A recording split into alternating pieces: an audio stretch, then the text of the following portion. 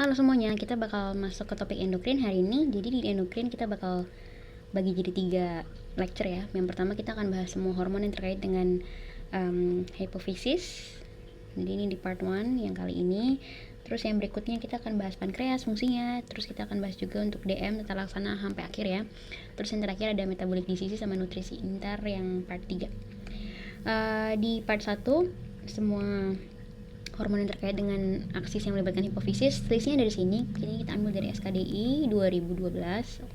Jadi bisa langsung dilihat variatif ya, ada yang kompetensi 1, ada yang 2, ada yang 3A, 3B. In general semuanya nggak sampai 4. Jadi at least kalian harus tahu tata laksana awalnya doang. Yang 4 di endokrin itu cuman diabetes mellitus DM tipe 2. Ini yang kompetensinya 4. Oke.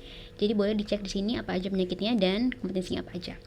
Nanti untuk masing-masing penyakit kalian harus tahu itu sebenarnya keterlibatannya dari gland mana atau dari kelenjar mana, terus hormon apa sih yang sebenarnya kita sedang bahas di penyakit ini. Kalau misalnya goiter itu apa aja sih yang terlibat, atau Cushing's disease itu apa aja gitu ya. Terus di hormon itu kalau keadaannya hiper akan menyebabkan apa, kalau misalnya hipo akan menyebabkan apa, terus sebenarnya fungsinya apa sih. Terus kalian juga harus tahu etiologinya. Gini kayak hipertiroid etiologinya apa aja, apakah infeksi, apakah autoimun gitu ya. Terus harus tahu juga tes-tesnya, apa tes atau pemeriksaan untuk konfirmasinya gitu ya. Dan yang terakhir terapinya kalau emang kompetensi 3A 3B. Nah, yang endokrin ini sebenarnya mudah untuk dipahami, bisa dirasionalisasi, nggak kayak yang lain yang banyak hafalannya. Tapi yang sering salah adalah karena sering kebalik-balik karena hormonnya banyak banget. Jadi untuk mastiin kalian ingat aja gitu, boleh cobain angkinya untuk ngetes. Pilih nanti deck yang tulisannya endokrin. Ini adalah deck untuk semua soal-soal endokrin kita. Oke. Kita masuk dulu. Pertama kita akan bahas prinsipal dari endokrinologi dulu sebelum kita masuk penyakitnya. Kita pengen clarify dulu 2 hal. Harus tahu hipotalamus, hipofisis sama gland axisnya. Ini yang pertama. Dan yang kedua adalah harus paham konsep positif dan negatif feedback loop. Oke, kita mulai dari aksisnya dulu ya. Jadi kita punya organ namanya hipotalamus, ini ada di otak. Hipotalamus ini akan ngerilis hormon. Biasanya namanya adalah something releasing hormone. Misalnya TRH. Ini adalah thyrotropin releasing hormone, misalnya kayak gitu namanya.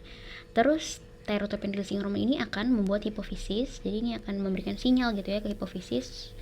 Dan hipofisis karena dapat sinyalnya mengeluarkan hormon lain. Biasanya namanya adalah something stimulating hormone. Kalau ini thyrotropin, jadinya di sini TSH, thyroid stimulating hormone gitu ya. TSH ini akan membuat gland yang kita sedang omongin, which is thyroid gland ya. Kalau di sini thyroid gland menghasilkan hormon akhir, hormon perifer yang akhirnya akan bekerja di organ efektor organ kita. Dalam hal ini thyroid hormon gitu ya kan. Nah, inilah yang disebut aksis ketiganya ini.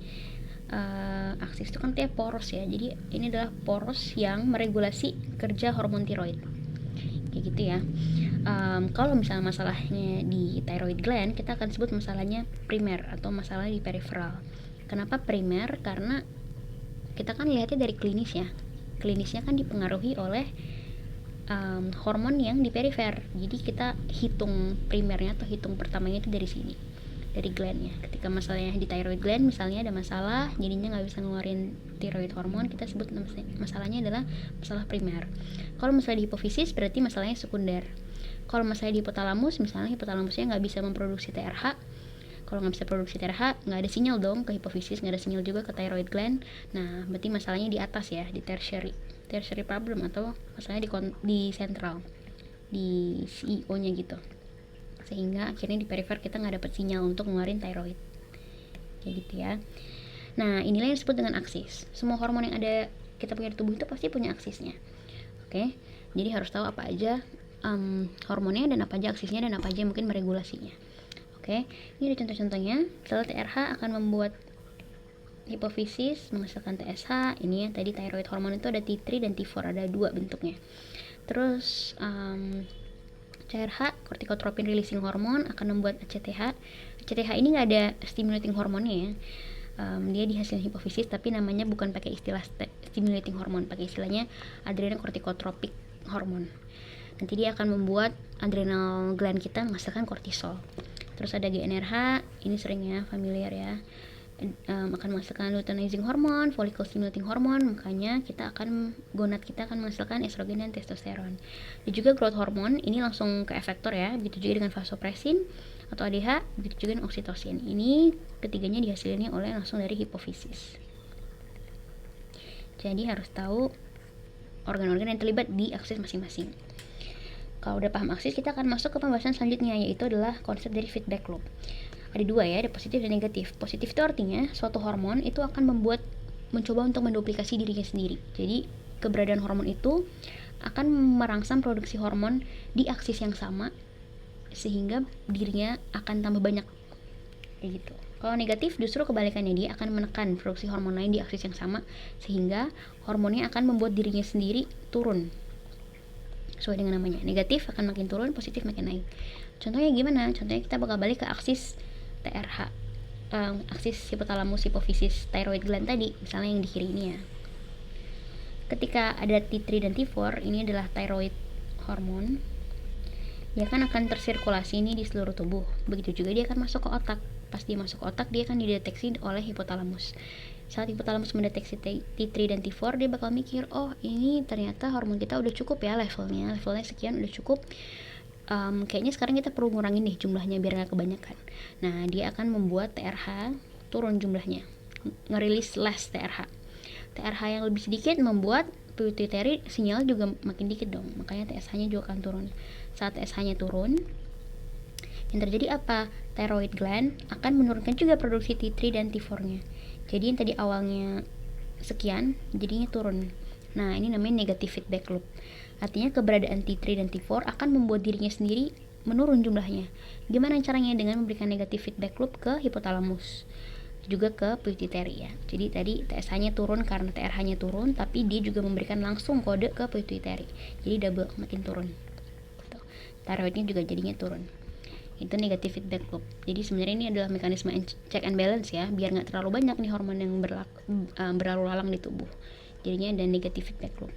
Gimana kalau positive feedback loop? Ada nggak sih skenario ketika suatu hormon membuat dirinya sendiri tambah banyak?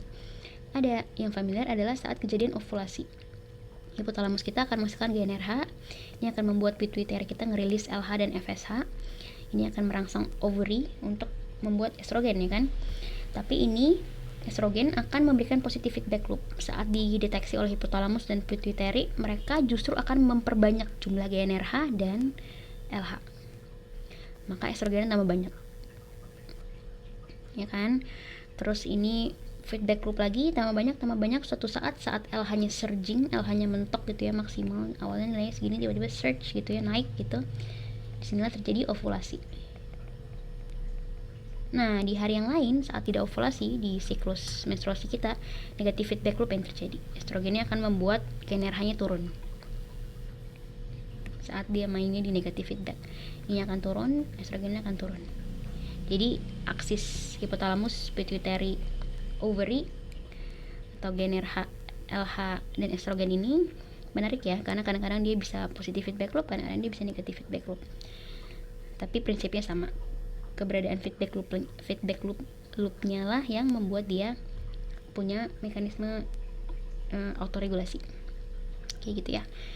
Nanti saat kita belajar hormon-hormon di pituitary gland harus tahu aksisnya dan harus tahu apakah yang terjadi di aksis ini itu mostly negative feedback atau positive feedback. Jadinya bisa mengerti nilai-nilai labnya nanti. Kita akan lihat nilainya meningkatkah atau menurunkah saat ada kejadian di masing-masing aksis. Kayak gitu ya. Kalau paham prinsipnya, kita masuk ke penyakitnya. Di part 1 ini sudah ada mind mapnya gitu ya. Pertama kita akan coba baca mind mapnya dulu sebelum masuk ke detailnya. Hipofisis atau pituitary itu punya dua bagian, anterior dan juga posterior. Posterior itu menghasilkan hanya dua hormon, vasopressin atau ADH atau oksitosin. Oke, sisanya itu akan dihasilkan oleh anterior hipofisis. Yang terlibat apa aja? Ada TSH, ada ACTH, ada FSH dan LH, ada prolaktin, dan ada growth hormone GH.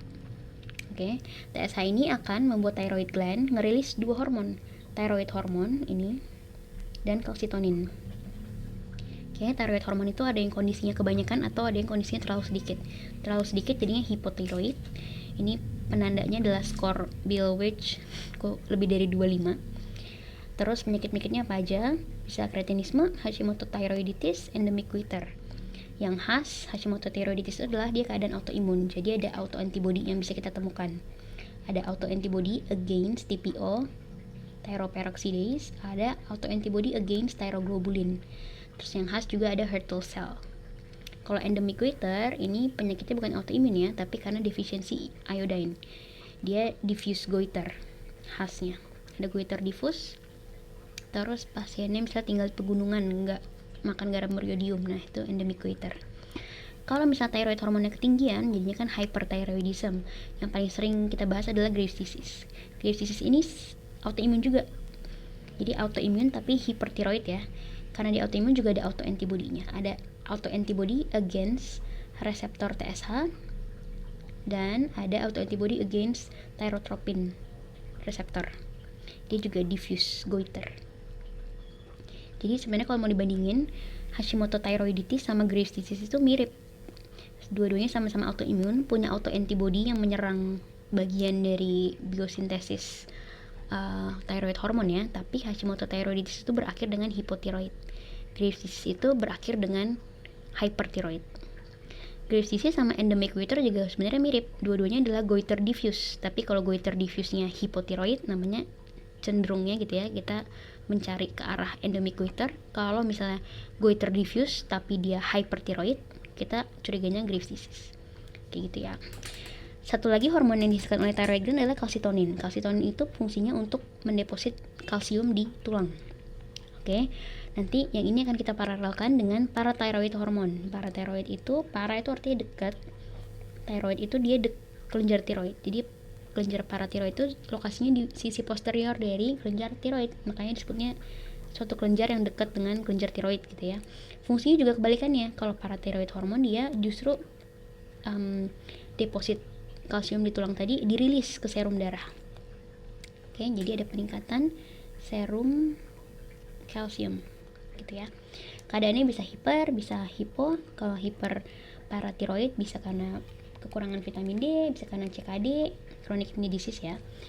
Kalau keadaannya hipo biasanya karena surgical resection. Jadi misalnya ada malignansi di tiroid, akhirnya harus definitifnya harus diangkat dong, dioperasi. Ternyata pas pengangkatan ada parathyroid hormonnya yang harus diangkat juga, maka jadinya hipoparathyroid. Jadi biasanya kausanya reseksi surgical.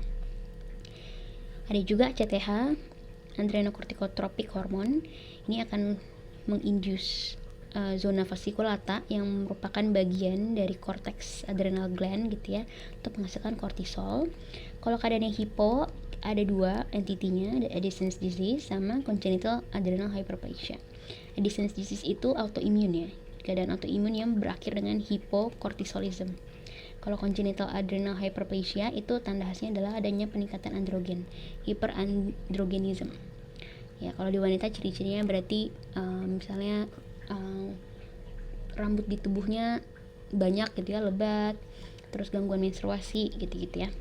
Terus kalau keadaannya hiperkortisolism yang paling sering kita bahas adalah Cushing's.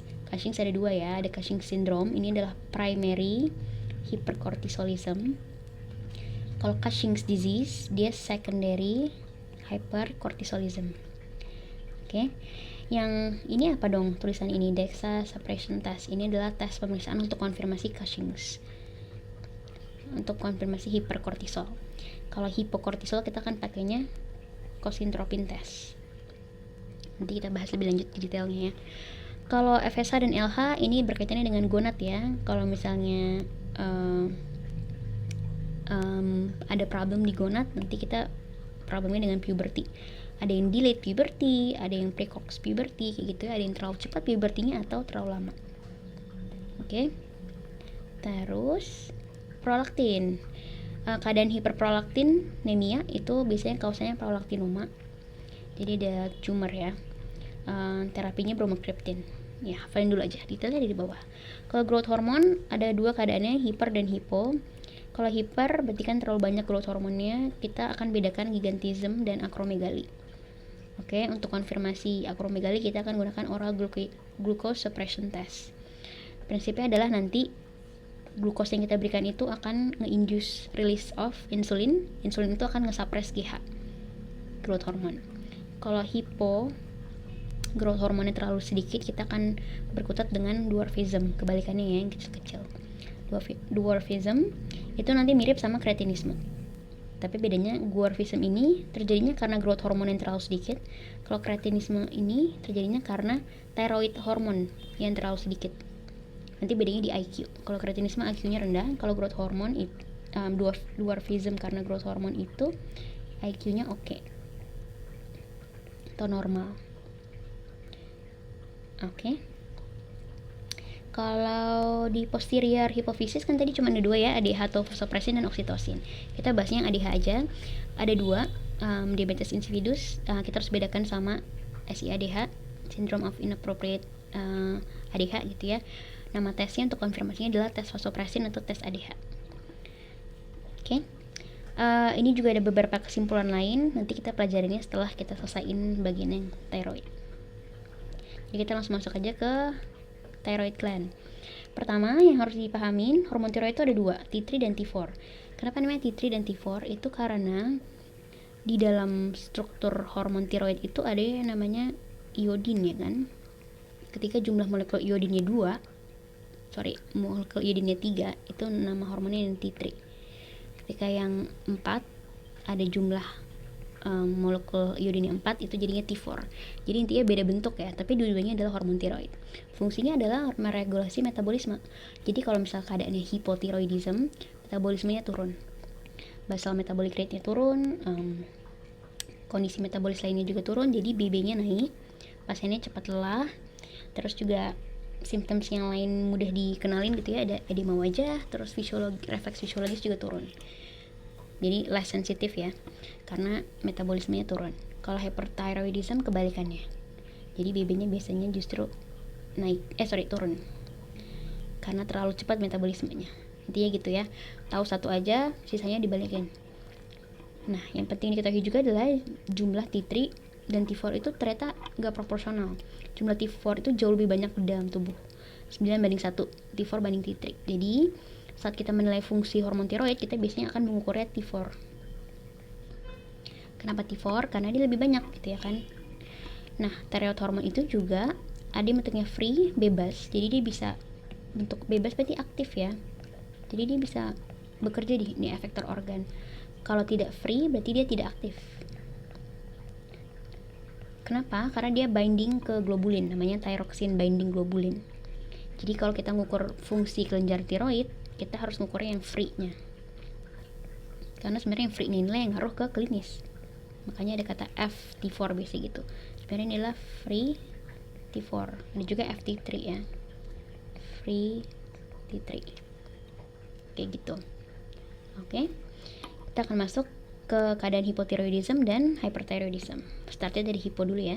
Jadi hypothyroidism itu keadaan ketika fungsi hormon tiroid turun ya. Prinsipnya saat kita curiga dengan keadaan hipotiroidism, kita harus cek dulu level TSH. Itu pengecekan yang pertama. Kenapa? Karena T3 dan T4 itu clearance-nya cepat ya kan. Jadi berubah-berubah ya dengan kebutuhan metabolisme. Makanya unreliable untuk melihat nilai thyroid gland atau keadaan hipotiroid ataupun hypertiroid dengan T3 maupun T4. Kita akan lihatnya dari TSH dulu. Oke, nilai normalnya adalah ini, sudah tertulis. Biasanya kalau nilai normal yang kayak gini pasti ada sih di soal. Kalau misalnya nilainya meningkat, TSH-nya meningkat, kita akan baru lihat T4-nya. Benar nggak sih T4-nya turun gitu ya? Atau justru T4-nya normal-normal aja sebenarnya. Kalau misalnya T4-nya turun, kalian harus ingat dua keadaan, Hashimoto's disease atau goiter endemik. Oke. Kenapa kayak gitu? Karena kita lihat lagi aksisnya. T3, T4 gini ya kan aksisnya. Kalau misalnya kita keadaan hipotiroid, berarti kan kita suspeknya ininya nih yang turun ya kan.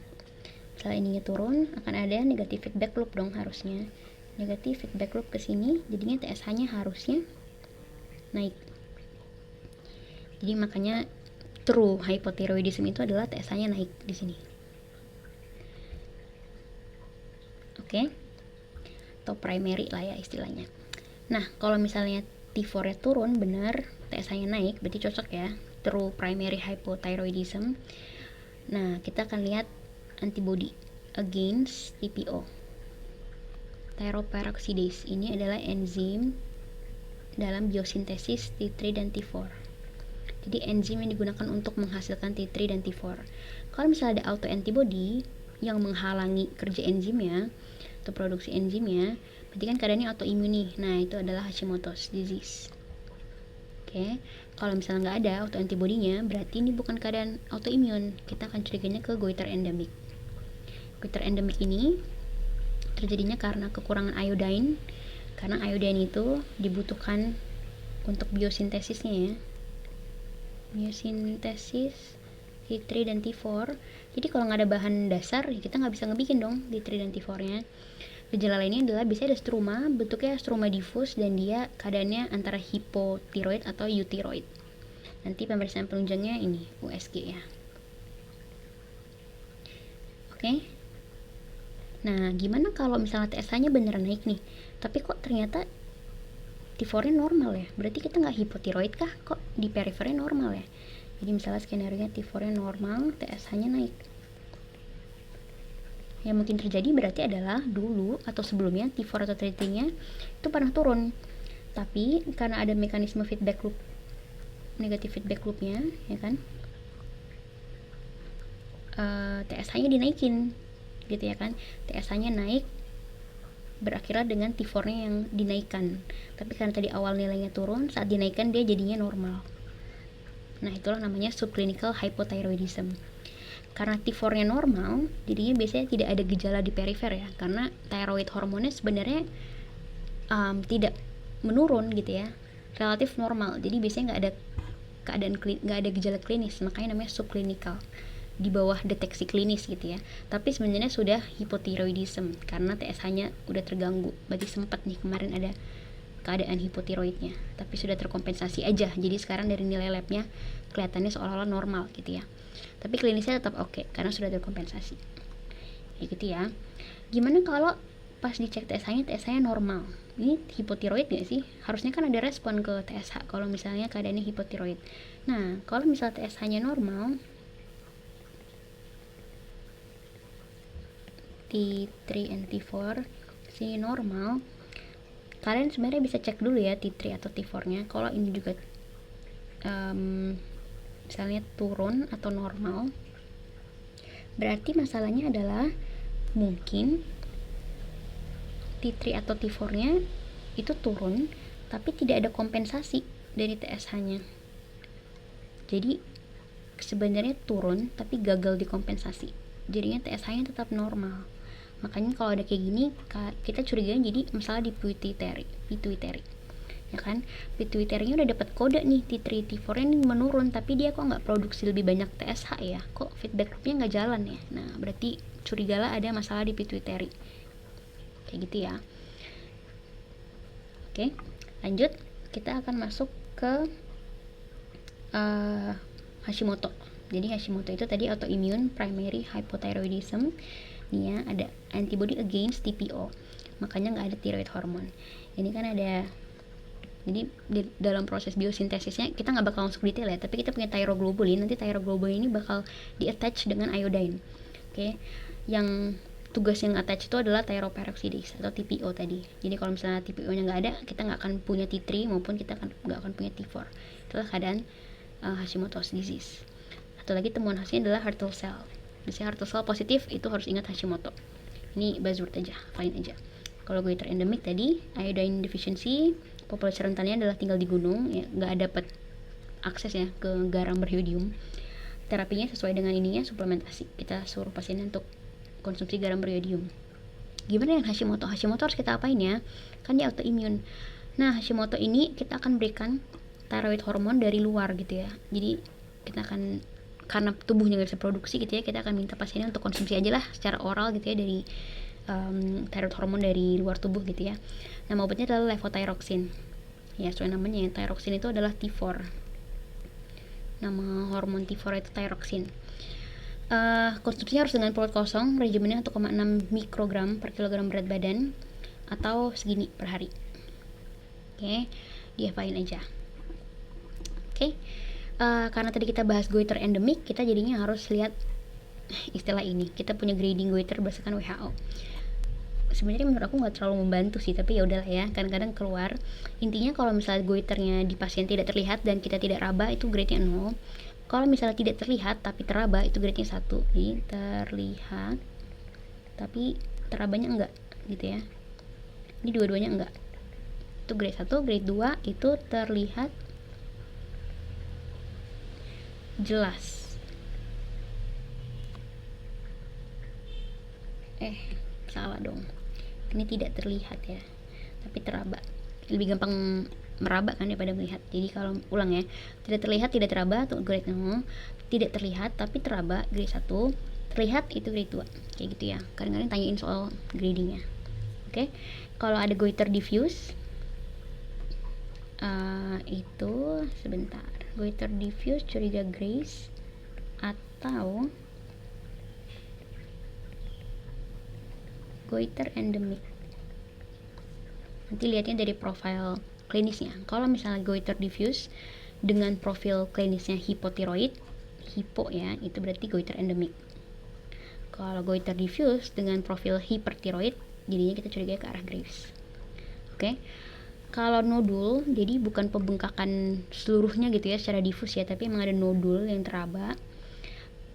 Terus apalagi TSH-nya normal gitu ya, kita akan consider malignansi. Nanti kita belajar malignansi pada tiroid juga. Oke, kenapa gitu? Karena biasanya cancerous cell di thyroid gland itu dia non functional. Jadi makanya dia nggak akan mengganggu nilai T3, T4 maupun TSH. Jadi nggak ada perubahan nilai TSH. Jadi kalau misalnya ada nodul, apalagi lebih dari 1 cm, terus nilai TSH-nya normal, considerlah malignansi. Oke, lanjut dulu. Hipotiroidism itu bisa berakhir dengan keadaan emergensi. Kalau udah emergensi itu namanya myxedema koma myxedema. Ini ya istilahnya. Kapan kita consider dia emergensi? Saat ada penurunan kesadaran. Oke, biasanya ada pencetusnya sih. Ada infection yang berakhir dengan keadaan hipotiroid, terus jadinya masuk ke krisis hipotiroid gitu ya. Ada beberapa simptom lainnya juga ya, bradikardi, ini sesuai dengan fungsi hormon tiroidnya ya. Kalau hipotiroid, bradikardia, hipotermia, terus non-pitting edim, terus kita akan terapi dengan keadaan emergensi ini. Yang pertama adalah loading cairan dulu. Terus sama, kita akan berikan hormon tiroid, jadi levothyroxine. Regimennya di emergensi pakai IV ya, kalau tadi pakai oral. Terus start di 5-8 mikrogram per kilogram berat badan, lanjutkan dengan 50-100 mikrogram tiap harinya. Terus kita harus treat juga electrolyte imbalance, karena thyroid hormon berkaitan dengan metabolisme ya, jadi kita akan masuk ke imbalance electrolyte juga. Oke, prinsipnya kayak gitu. Jadi kalau ada ciri-ciri hipotiroid, ada penurunan kesadaran, emergensi. Oke, terapinya jadinya beda, masuknya ke sini. Lanjut ya. Gimana dengan hipertiroidism? Nah, hipertiroidism itu kan tiroid berkaitannya dengan metabolisme ya. Metabolisme kan banyak banget ya, bisa ngaruhnya nanti ke heart rate, ngaruhnya ke suhu, ngaruhnya misalnya ke GI tract ya gitu ya kan. Sebenarnya ada banyak banget yang bisa mengemimik kondisi-kondisi lainnya. Makanya keadaan hipertiroid ini karena saking banyaknya fungsi hormon tiroid ya, biasanya punya scoring. Kita akan scoring dengan score Wayne untuk kondisi hipertiroid.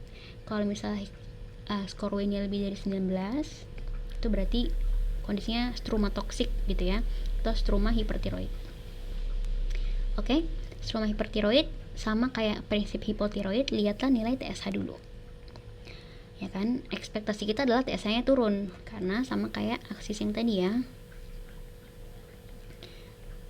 Saat T3, T4-nya turun, kompensasinya naik ya, kita hipertiroid, TSH-nya turun, ekspektasi kita ini. Oke. Kalau betul dia turun, lihatlah apakah strumanya nodul atau diffuse. Kalau diffuse, lihat nilai FT4-nya. Kalau betul free T4-nya menaik, berarti kan benar nih, true hyperthyroidism primary gitu ya kan. Kita akan juga ke Graves disease. Graves disease itu klinisnya untungnya bisa dilihat ya, klinis Graves disease biasanya ada ophthalmopathy. Jadi kalau nilai TSH turun plus FT4 naik plus ada oftalmopati, kemungkinan besar pasti Graves. Oke, yang konfirmasinya adalah dengan cari autoantibody-nya ya, karena Graves disease itu adalah autoimmune hyperthyroidism. Ada antibody against reseptor TSH dan antibody against thyrotropin receptor, sorry. Oke, jadi ingat oftalmopatinya deh, itu pasti Graves. Kalau misalnya TSH-nya turun bentuknya nodul, ingat tadi kalau nodul kita considernya harus ke arah malignansi dulu ya, makanya kita langsung nuclear scan. Jadi ntar ada isotop nuklir ya yang dimasukkan ke dalam sirkulasi gitu ya, dia akan ngedetect fungsi tiroidnya gitu. Kalau cold nodule ini berarti nodulnya nggak fungsional ya. Kalau cold nodule kita lebih curiga lagi ke arah malignansi. Udah nodul terus dibentuknya cold lagi dari hasil scannya, makanya kita akan masuk ke FNAC di analisis sitologi ya untuk melihat selnya. Oke. Nah, gimana kalau TSH-nya ternyata normal-normal aja, tapi pasiennya klinisnya hipertiroid? Kita lihat ada nodul atau enggak. Kalau misalnya hipertiroid tapi TSH-nya normal, nggak ada nodul, kita lebih lega ya, berarti mungkin nggak terlalu ngaruh nih keadaan hipertiroidnya, atau emang tubuhnya lagi butuh banyak hormon tiroid gitu ya. Tapi kalau misalnya ada nodul, apakah nodulnya ini yang membuat keadaan hipertiroid? Kayaknya kan gitu ya, berarti ini nodulnya punya ini ya, ada yang aneh gitu dengan nodulnya. Kalau misalnya kurang dari 1 cm temuan nodul bahkan dengan nodul hipertiroid gitu ya, kita akan keduanya tetap considernya malignansi ya. Ini beda tekniknya aja, tapi intinya struma hipertiroid nodul itu pasti curiga malignansi. Di sini curiga malignansi, di sini juga curiga malignansi kan. Nah, yang beda adalah kalau TSH-nya ternyata naik. Kalau tadi kita mikirnya T3 atau T4 nya naik, kan ada feedback loop, masa TSH-nya tetap naik gitu ya kan. Berarti yang terjadi apa? Yang terjadi mungkin adalah yang membuat T3 T4 nya naik justru TSH-nya. Jadi bukan pakai mekanisme feedback loop, tapi memang di sini dia naik juga. TSH-nya naik, banyak dong jadinya T3 T4 nya. Berarti sebenarnya masalahnya adalah TSH-nya yang terlalu banyak. Kayak gitu ya mikirnya ya. Makanya kita akan cari apakah sebenarnya ini pituitary adenoma. Misalnya ada tumor di pituitary yang membuat tumor yang produksi TSH, jadinya di perifer pun angka T3 T4 nya naik. Kayak gitu ya cara pikirnya. Sekarang kita balik lagi, gimana kalau ada struma atau goiter tapi ternyata dia gak toksik atau bukan hipertiroid? Nah, kita harus cari nilai TSH-nya sama sayangnya. Oke. Kenapa kayak gitu? Karena mungkin ada kondisi yang namanya hipertiroid tapi subklinis, mirip kayak hipotiroid subklinis tadi. Yang terjadi sebenarnya adalah kita pakai aksis yang sama ya.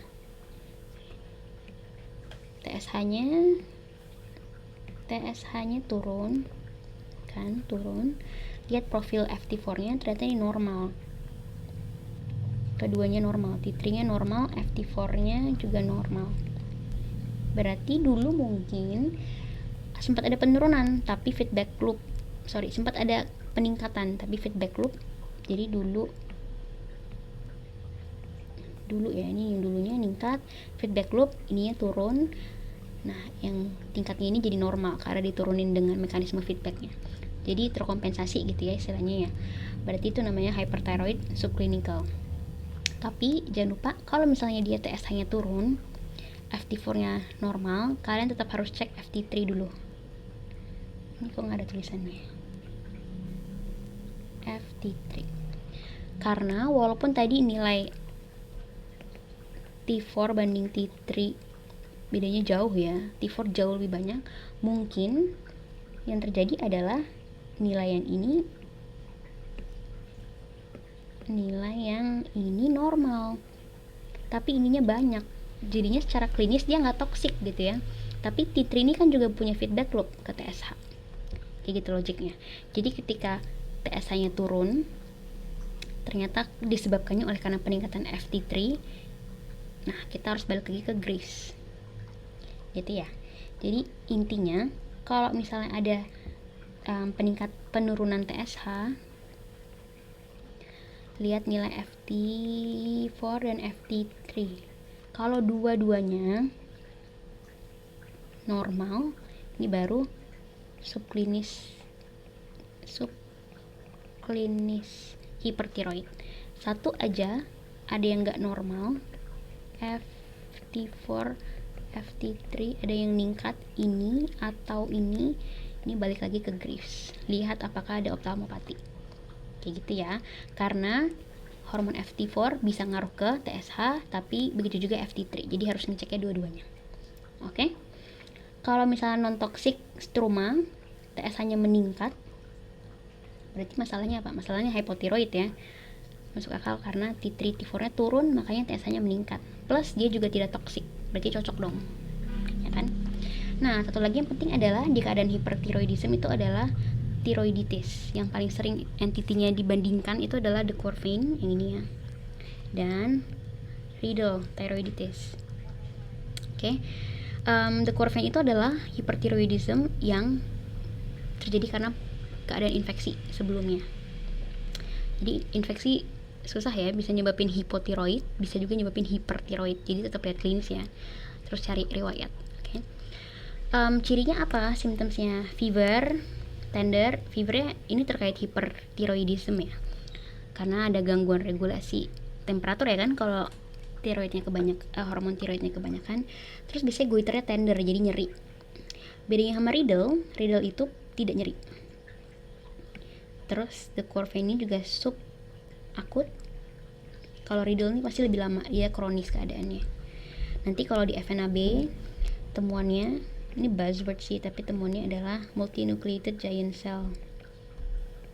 Kalau di Riedel dia temuannya adalah jaringan fibrotik. Ya, fibrosis requires time ya, jadi dia di Riedel karena Riedel itu kronis. Multinucleated giant cell ini kan penanda infection ya sebenarnya. Jadi De Quervain thyroiditis. Biasanya ini kita disuruh bedain di opsinya. Terapinya ya ini cukup tahu aja, aku nggak pernah dengar sih ada yang nanya, tapi aspirin high dose kalau De Quervain thyroiditis. Oke, 600 mg per 6 jam. Oke, cukup tahu aja sebenarnya. Kita masuk ke Graves disease spesifik ya. Ingat primary atau immune hyperthyroidism. Tadi ada antibodi apa aja ya? Tadi di Graves ada 2. Ada reseptor TSH-nya diserang, sebenarnya nggak diserang ya, diaktifasi oleh antibodi, atau yang kedua thyrotropin receptor.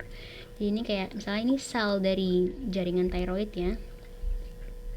Sel, dia punya reseptor ya kan. Reseptor ini tugasnya adalah menerima sinyal dari TSH ya kan. Ini TSH reseptor gitu ya. Kalau ada TSH, true TSH, dia bisa nempel nih ke sini. Teraktivasilah, ntar dia akan menghasilkan thyroid hormon gitu ya. Tapi ternyata ada antibodi yang ngemimik gitu. Ini antibodi yang bentuknya sama. Terus nanti dia nempel ke sini, di antibodi ini akan mengaktifasi si thyroidnya untuk menghasilkan ini gitu. Jadi itulah yang terjadi di Graves ya. Ada auto antibody, ini tubuh yang produksi ya, auto antibody yang kena gitu ya ke reseptor TSH. Oke, jadi ada overstimulation. Klinisnya untuk Graves sama goiter diffuse ya kan, bisa ada bruit. Terus yang paling penting adalah ophthalmopathinya. Ini adalah serangkaian gejala di mata ya, yang mengarahkan kita ke Graves. Ada banyak banget tandanya. Ada Rosenbach, ada Stalwag, ada Von Graves, ada Darlimples, ada Liedtke, ada exophthalmos, Geoffroy, sama Mobius. Yang paling sering itu adalah exophthalmos, sama Darlimple, sama Stalwag.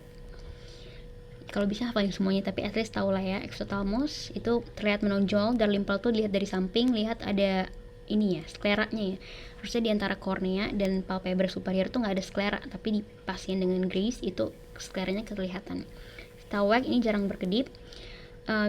Yang lainnya hafalinnya gimana ya? Kalau Liedtke sign aku juga hafal karena sesuai namanya, kelopak mata lambat saat melihat ke bawah, ya kan? Lied ini kan kelopak, lag itu kan lambat, jadi pasiennya lihat ke bawah, kelopaknya lama. Terus yang lainnya mungkin pakai angki aja kalau misalnya mau ngapalin. Oke. Graves disease itu aja. Yang berikutnya adalah kita akan coba simpulkan semua function test untuk TSH, FT4 dan FT3.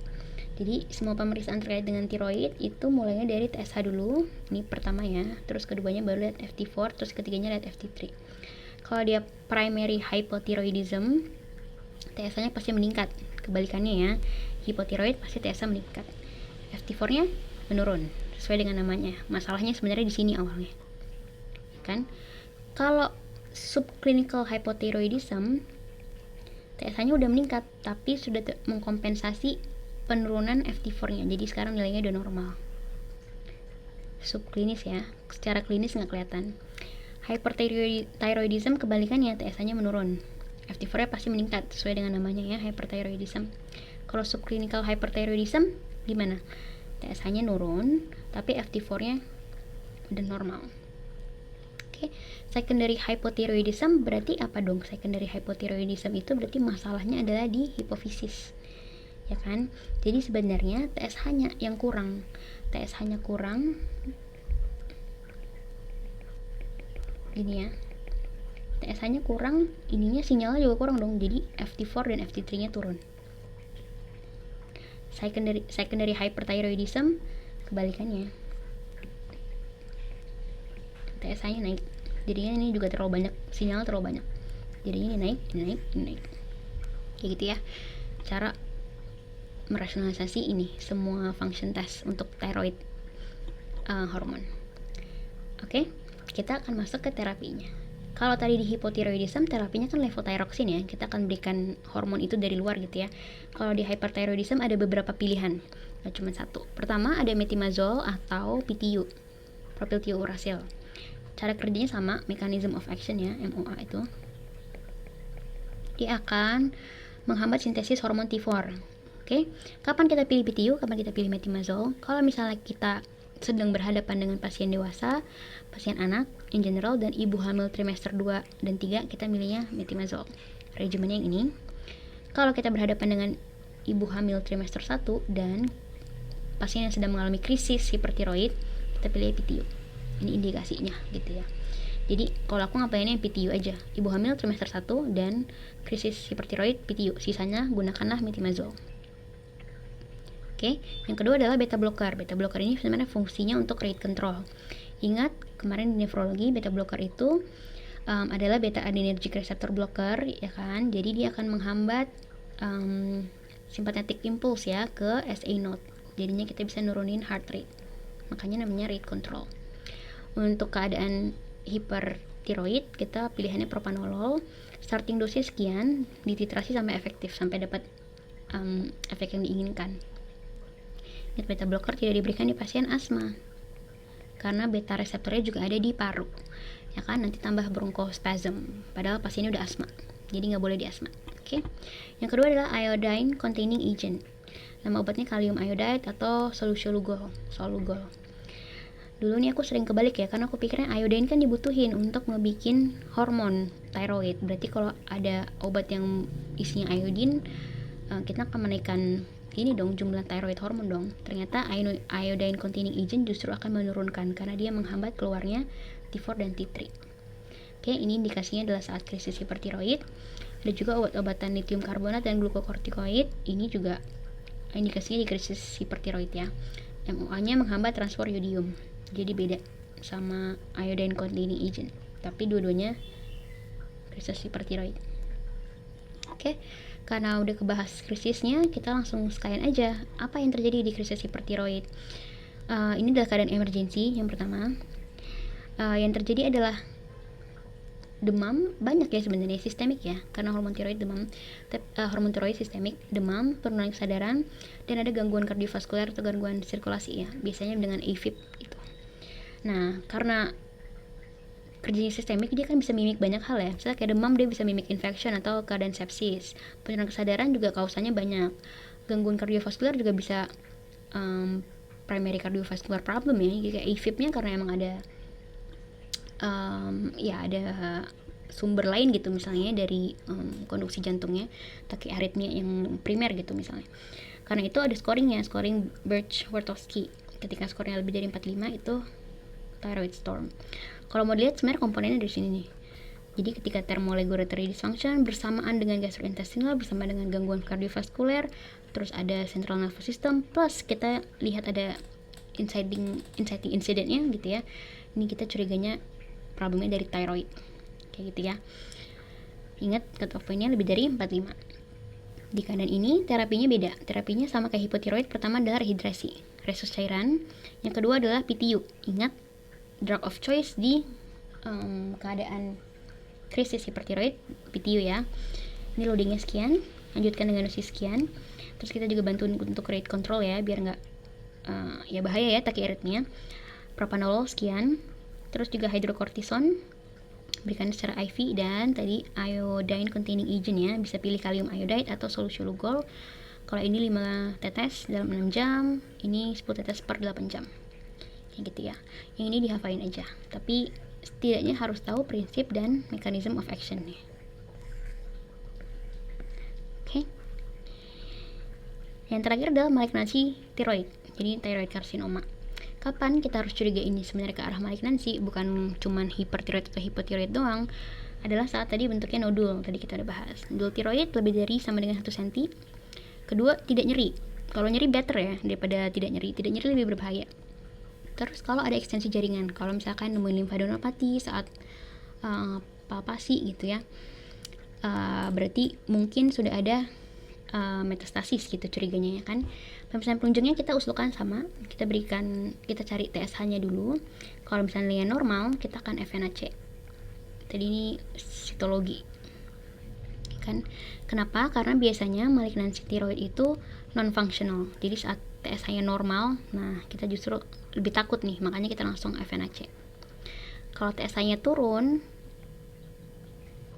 berarti ada keadaan hipertiroid ya kan. Kalau ada itu dengan nodul, kita tetap mau eksklusi malignansi ya, jadi kita nuclear scan dulu. Kalau cold nodul dia lebih bahaya, jadi FNAC juga. Cold nodul ini berarti juga tidak menghasilkan T4 and T3 ya. Ada juga pilihan berikutnya USG tiroid, dilakukannya oleh spesialis radiologi ya. Dia namanya TIRADS. Ini adalah sistematika untuk melaporkan dan mengklasifikasikan resiko malignansi ya. Itu adalah kepanjangan dari TIRADS. Banyak lecture di YouTube deh yang menarik soal TIRADS. Kalau kalian lihat nanti, kalau di USG ada beberapa ciri gitu ya yang mengarahkan lebih ke arah malignansi. Misalnya ada microcalcification, bordernya irregular kayak gitu. Dia bisa diklasifikasikan dengan TIRADS. Ini mirip BI-RADS kalau di kanker ini ya, payudara. BI-RADS ini untuk breast. Oke. Yang sering ditanyain untuk malignansi tiroid itu adalah tipenya. Thyroid carcinoma ada 4, papillary, follicular, medullary, sama anaplastik. Pembedanya sebenarnya pasti histo-PA ya. Untuk tahu malignansi atau enggak aja sebenarnya definitifnya butuh histo-PA. Tapi yang sering keluar itu adalah terutama papillary, karena dia yang most common dan dia punya kekhasan yang ya relatif lebih gampang diingat ya. Samoma bodies sama orphan Annie's eyes. Kalau follicular dia ada follicle, kalau medullary dia ada deposit amyloid, kalau anaplastik dia yang paling agresif dan jaringannya bentuknya anaplastik ya. Udah tidak beraturan, very hard to identify gitu ya. Anaplastik sesuai dengan namanya. Yang penting adalah ini, samoma body. Aku juga sering kebalik dengan Hodgkin lymphoma. Hodgkin lymphoma di topik hematologi ya. Hodgkin lymphoma itu kalau di histo-PA namanya adalah owl's eye. Karena ada eye-nya ya. Kalau owl's eye itu Hodgkin, kalau orphan Annie's eye itu papillary thyroid carcinoma. Owl eye itu Richtsenberg. Kayak gitu ya. Jangan lupa, soalnya mirip. Oke. Approach-nya untuk malignansi dan struma gitu ya, atau goiter, saat ada masa anterior coli, masa di anterior leher gitu ya, kalian harus pastiin dulu kita sedang ngomongin kelenjar tiroid, karena struktur anatominya nggak cuma tiroid. Caranya gimana? Pertama, minta pasien untuk menelan. Kalau masanya tidak bergerak saat menelan, berarti itu bukan tiroid. Bisa jadi kelenjar limfe, bisa jadi masa di mediastinum gitu ya, yang udah ekstensi sampai ke koli gitu ya. Kalau bergerak saat menelan mungkin tiroid, tapi harus kita pastikan dengan suruh pasiennya menjulurkan lidah. Kalau pasiennya saat menjulurkan lidah masanya bergerak, itu bukan tiroid juga. Itu adalah nih DD-nya, Kista ductus thyroglossus. Ntar ini di THT ya, di bagian tenggorokan. Kalau tidak bergerak saat menjulurkan lidah, baru ini thyroid mass. Jadi ingat, tiroid itu bergerak saat menelan, tapi tidak bergerak saat menjulurkan lidah. Oke. Kalau thyroid mass, lihat dulu struma apakah diffuse atau nodul. Ingat, kalau diffuse kita lebih lega ya, ceklah TSH-nya. Kalau dengan oftalmopati, curiga pertamanya pasti Graves. Kalau nodul, lihat dulu ukurannya berapa, limfadenopati atau enggak, ekstensinya sejauh apa. Bisa juga cek Berry sign sama Pemberton sign. Berry sign ini lihat kalian palpasi carotid arterinya, apakah masih ada keraba pulsasinya gitu ya. Pemberton sign ini kalian angkat tangan selama 5 menit ya, terus lihat apakah wajah pasiennya memerah. Ini sebenarnya untuk melihat apakah masanya ini udah melakukan penekanan ke carotid artery. Kalau Pemberton sign ini adalah superior vena cava, jadi sirkulasi baliknya udah terganggu juga karena penekanan. Tapi sama ya, kalau nodul pun kita cek TSH-nya juga, lalu proceed dengan ini, ya kan? Kalau normal FNAC, kalau penurunan kita lihat nuclear scan-nya, apakah perlu di FNAC atau enggak, gitu ya. Tapi intinya ini adalah approach untuk masa di anterior coli, karena kita takutnya malignansi ya pasti. Jadi kita harus pikirkan, bisa nggak ya kita nge-exclude malignansi atau enggak. Oke, selesai untuk thyroid hormon. Ini bagian yang paling panjang. Kita balik lagi ke atas, kita mau inget-inget. Jadi thyroid gland itu ada 2 hormon tiroid dan kalsitonin. Tiroidnya ada T3 dan T4. Keadaannya bisa hipotiroid atau hypertiroid. Kalau hipotiroid ingat Bilge score. Kalau hypertiroid apa? Hypertiroid aku tulisnya di sini ya. Hypertiroid adalah Wayne score ya. Kalau krisis hipertiroid Birch-Wartowski score. Oke. Keadaan hipo bisa Hashimoto thyroiditis. Ingat, dia keadaan autoimun, pasti ada autoantibodinya, bisa against TPO, bisa against thyroglobulin. Ada juga Hartle cell, ini juga khas. Kalau goiter endemik, dia karena iodine deficiency, keadaannya adalah goiter diffuse. Hipotiroid, goiter diffuse, itu endemic goiter. Kalau hypertiroid, curigalah ke Graves disease, terutama apabila dia diffuse goiter dengan oftalmopati. Nah, kan temuan antibodinya ada TSH reseptor antibody sama thyrotropin reseptor antibody untuk Graves disease. Oke. Yang terakhir yang penting juga adalah prinsipnya kalau ada struma diffuse, ada IU atau hipo, kita curigalah ke goiter endemik dulu, konfirmasi ya. Kalau misalnya di struma diffuse keadaan hipertiroid, curiga duluan ke Graves, cari oftalmopatinya, cari nilai TSH-nya, cari nilai FT4 atau FT3. Kalau struma dengan nodul, kalian harus coba exclude malignansi. Ada nggak kemungkinan ini malignansi? Kayak gitu ya. Oke, berikutnya ntar kita akan bahas paratiroid.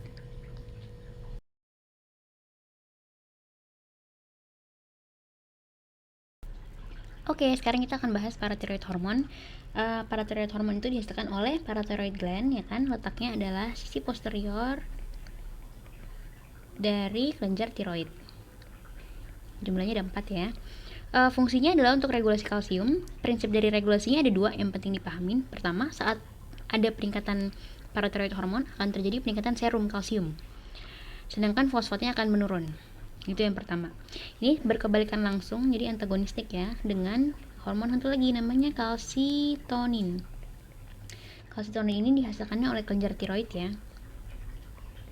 Jadi kalau mau di breakdown, tiroid kan ada ngasilin T3, T4, ini thyroid hormon ya. Satu lagi adalah kalsitonin. Oke.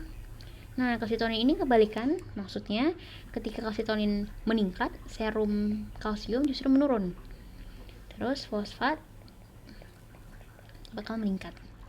Oke, jangan sampai salah ya. Dulu aku juga sering salah karena aku ingetnya kalsitonin, kalsium, berarti kalau misalnya kalsitonin naik, serum kalsium naik gitu. Ternyata kalsitonin ini justru membuat serum kalsium turun, karena dia akan membuat kalsium terdeposit di tulang gitu ya. Jadi dia berusaha untuk mempertahankan tulang, si kalsitonin. Oke, yang berfungsi untuk meningkatkan serum kalsium adalah paratiroid. Dia akan membuat kalsium dirilis dari tulang. Kayak gitu ya. Yang kedua adalah kalsium itu ada hubungannya dengan vitamin D. Gimana hubungannya? Kalau misalnya kita punya vitamin D dalam bentuk aktif, ini tuh terjadi aktivasinya terjadi di ginjal ya. Jadi kalau ada vitamin D dalam bentuk aktif, absorpsi kalsium di usus akan meningkat. Kalau misalnya absorpsinya banyak, jadinya serum kalsiumnya juga meningkat. Kayak gitu ya. Jadi ntar ada hubungannya dengan ginjal juga.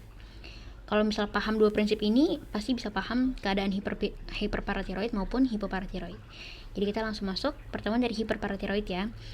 Yang pertama adalah primary, berarti memang masalahnya di kelenjarnya ya kan. Makanya di sini kausanya salah satunya adalah adenoma. Jadi ada tumor di kelenjar paratiroid yang membuat dia mensekresikan lebih banyak paratiroid hormon. Yang terjadi apa? Yang terjadi serum kalsiumnya naik dong, ya kan? Serum kalsiumnya naik, fosfatnya turun, cocok ya. Vitamin D-nya gimana? Vitamin D-nya belum ada hubungannya nih, normal-normal aja. Oke, kalau secondary, nah secondary ini terjadi duluan, itu adalah penurunan vitamin D. Kita mulai dari sini. Ketika vitamin D-nya turun, oke, kita akan terjadi, balik ke prinsipnya ya, vitamin D-nya turun, berarti absorpsi kalsium di ususnya juga turun. Jadi tergantung keparahannya, nilai kalsium serumnya bisa normal, bisa turun. Nah, fosfatnya gimana? Fosfatnya bisa normal, bisa naik jadinya gitu ya, karena kebalik. Oke, kausanya apa sih untuk secondary hyperparathyroid?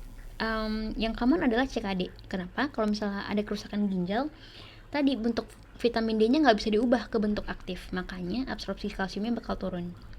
Ya gitu ya. Kausal ini adalah defisiensi vitamin D. Oke, jadi intinya vitamin D-nya turun gitu ya, makanya kalsiumnya juga nggak bisa diabsorpsi dengan banyak. Oke, nanti terapinya kalau bisa belajar di CKD, ada terapinya, kita juga bisa intinya pertama kurangin fosfat ya, karena kita nggak bisa mengekspresikan fosfat kalau misalnya kita nggak punya ginjal yang bisa berfungsi dengan baik. Terus kita berikan kalsitriol atau kalsium karbonat. Oke, kita intinya berusaha mempertahankan nilai kalsiumnya normal gitu, biar nilai kalsium yang turun gitu ya, takutnya kalau turun dia akan nge-trigger paratiroidnya, ya kan? Paratiroidnya jadinya kerilis dengan banyak. Kalau tersier gimana lagi? Kalau tersier ini sebenarnya kejadiannya adalah secondary hiper-PTH, hiperparatiroid ya, yang kronis. Jadi keadaan yang secondary ini berlangsung cukup lama akan menghasilkan tersier. Gimana tuh? Tadi kan awalnya dari vitamin D nih, vitamin D-nya turun, kan? Nih, vitamin D-nya turun. Ketika tidak ada vitamin D, kita nggak bisa absorpsi kalsium, ya kan? Kalsiumnya awalnya turun nih, lama-lama. Ketika kalsiumnya turun, dia akan nge-trigger PTH, ya kan? Ya, coba kita bikin ya. Jadi ada negative feedback loop. Ketika kalsiumnya turun, PTH-nya akan naik. PTH-nya naik, setelah PTH-nya naik kan dia bisa mengkompensasi kalsium yang rendah dong. Tapi ternyata kompensasinya berlebihan. Jadinya kalsiumnya naik. Gitu ya. Terus fosfatnya gimana? Kok nggak kebalik? Nah, di sini fosfatnya tetap naik karena tadi kausanya adalah kerusakan ginjal. Kita nggak bisa mengekspresikan fosfat. Jadi jumlah fosfat di dalam darah pun tetap meningkat. Gitu ya. Oke, semoga bisa dipahamin. Nanti terapinya sesuai etiologi ya. Kalau misalnya ada tumor kayak tadi adenoma parathyroid gland, kita harus reseksi, kita harus angkat. Kalau tadi kausnya CKD, ya kita tata laksana CKD. Kalau misalnya defisiensi vitamin D, kita suplementasi. Oke. Kalau keadaan hipoparathyroid yang primary ini intuitif ya. Misalnya adalah reseksi tiroid. Jadi misalnya pasiennya tiroidnya diangkat gitu ya, ternyata paratiroid ininya juga keangkat gitu ya kan, kelenjar paratiroidnya juga keangkat, berarti kalsiumnya bakal turun ya kan, fosfatnya bakal naik dong, paratiroidnya jelas turun karena emang nggak ada yang bisa ngeproduksi ya. Oke, kalau kayak gini terapinya apa? Terapinya kita harus suplementasi karena emang kita primarily nggak bisa memproduksi enough paratiroid hormon, jadi berikan vitamin D, berikan kalsium. Tadi vitamin D harapannya bisa meningkatkan absorpsi kalsium ya, makanya diberikan vitamin D. Kalau secondary gimana? Nah, kalau secondary ini yang terjadi adalah misalnya ada tumor di tubuh dimanapun ya yang memproduksi kalsium, jadinya kalsiumnya tinggi.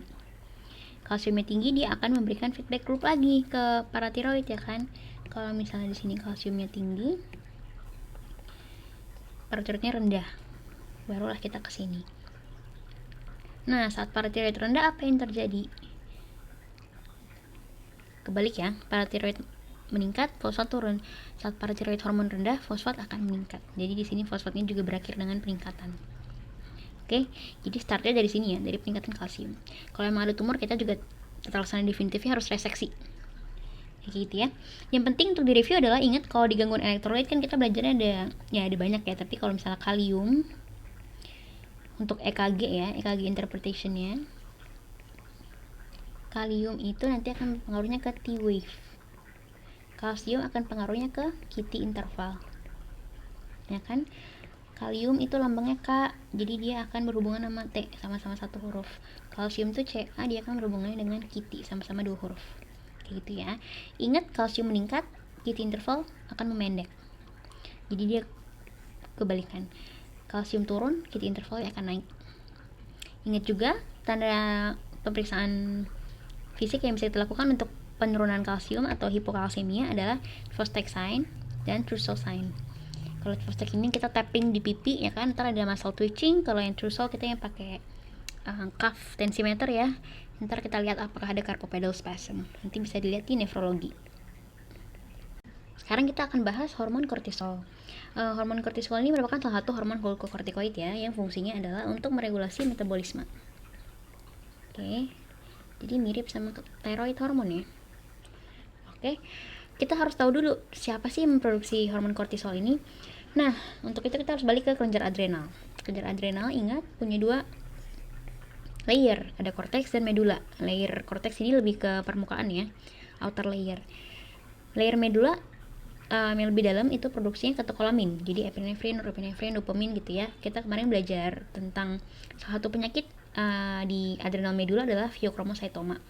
Ini adalah tumor di lapisan medula ini yang menyebabkan terjadinya peningkatan katekolamin. Jadi berakhirlah kita dengan secondary hypertension, salah satu kausanya. Oke, di korteks ada 3 layer, ada dari yang paling dalam ya, dari yang paling dalam ada reticularis, yang kedua ada zona fasciculata, yang paling permukaan zona glomerulusa. Dari yang paling dalam, zona reticularis ini penghasil androgen, nanti terkaitnya dengan ciri seks ya, ciri pematangan seks. Terus fasciculata, zona fasciculata ini kortisol, ini yang jadi zone of interest kita hari ini kan.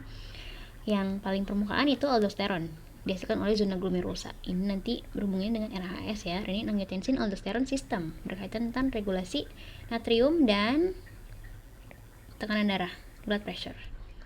Oke, di zona fasciculata yang menghasilkan kortisol ini nanti kita akan belajar ini nih. Ketika kortisol terlalu rendah itu ada penyakit Addison's disease, ada adrenal crisis. Ketika terlalu tinggi ada Cushing's. Kita masuk ya. Kita mulai dari hyperkortisolism dulu. Nah, hyperkortisolism ada 3, ada primary, secondary. Ada 2, primary dan secondary. Untuk mengetahui yang mana, kita tinggal lihat nilai ACTH-nya aja sebenarnya. Karena kalau kalian ingat, aksisnya kan CRH, ACTH, dan kortisol. Ya kan? Kalau misalnya kortisolnya naik, ACTH-nya dapat negative feedback loop dong. Jadinya dia akan menurunkan dirinya gitu ya, jumlahnya ya kan. Jadi kalau misalnya primary, ACTH-nya pasti turun.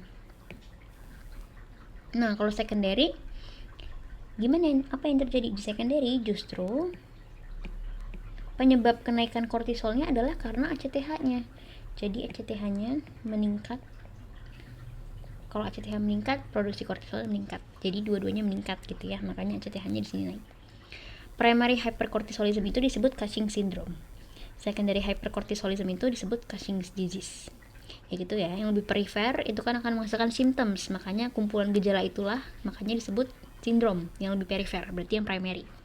Kayak gitu ya.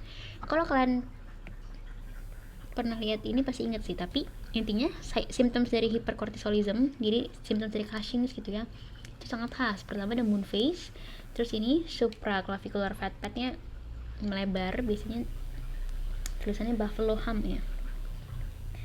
Banyak sih sebenarnya symptomsnya ya. Bisa kalau di perempuan facial hairnya lebih gelap, terus striae terutama di abdomen, obesitas, amenorrhea ya kan. Hypertension juga terjadi di sini karena terkait dengan kortisol ya. Kalau kortisol tadi hubungannya dengan metabolism, jadi dia juga punya peran untuk meningkatkan tekanan darah gitu ya. Jadi kita berakhirlah dengan hypertension. Nah, symptoms ini harus ingat ya. Kita sekarang masuk ke pemeriksaannya. Pemeriksaannya itu disebut dexamethasone suppression test. Prinsipnya adalah dexamethasone ini juga merupakan glukokortikoid. Jadi dexamethasone ini mimik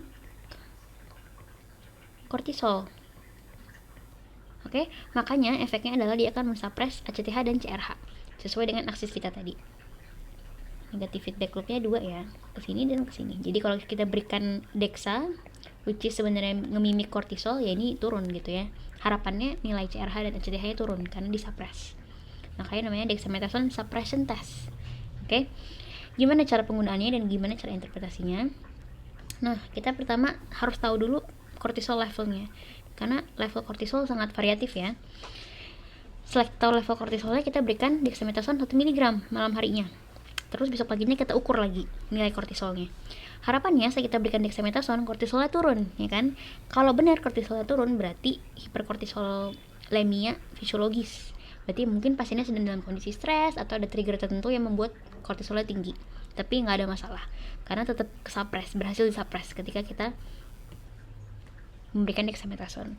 Kalau misalnya nggak bisa, berarti kortisolnya masih tinggi, baru kita pikirkan ini kondisinya patologis nih, kayak gitu ya. Apa yang harus kita lihat? Kita akan lihat ACTH-nya. Kalau misalnya ACTH-nya turun, kita taruh aksesnya di sini ya biar lebih gampang ya.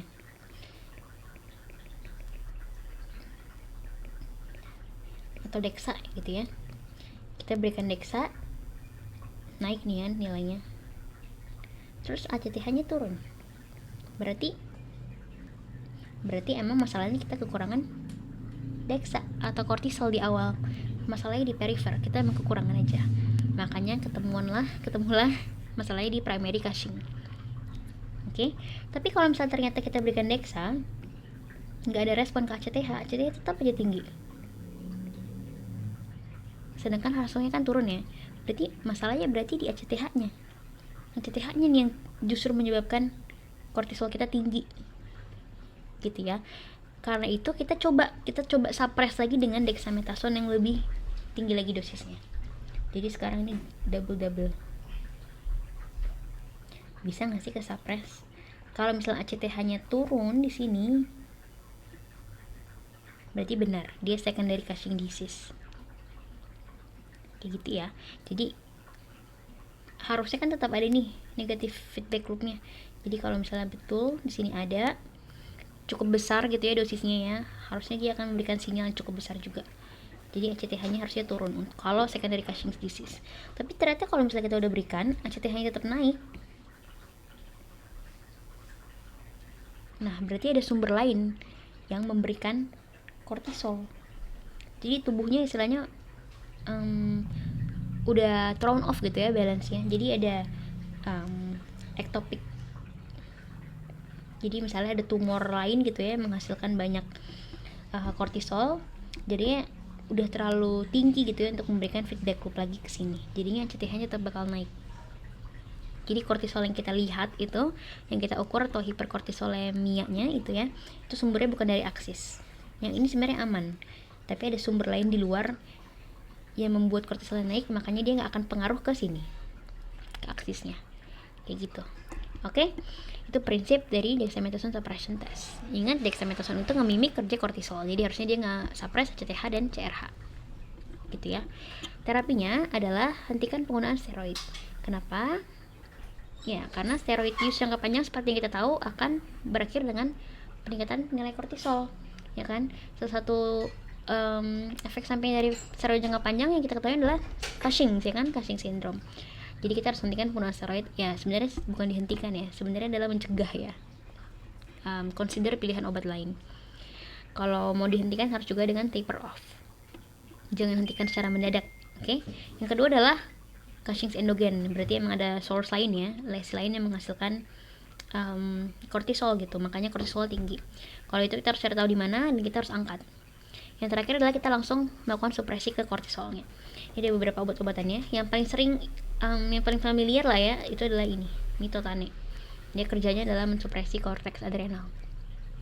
Kayak gitu ya. Oke, itu untuk hiperkortisol. Kita masuk ke insufficiency kortisol atau hipokortisol. Insufficient kan artinya kurang ya. Nah, kalau ini baru ada 3. Ada primary, secondary, sama tertiary. Primary yang paling terkenal kausanya itu adalah etiologinya ya, itu adalah Addison's disease. Addison's disease itu adalah kejadian autoimmune primary cortisol insufficiency. Jadi ada autoantibody yang menyerang sel adrenal cortex yang menyebabkan dia nggak bisa ngeproduksi kortisol. Makanya kekurangan hipokortisol. Namanya itu adalah Addison's disease. Kalau kita bawa lagi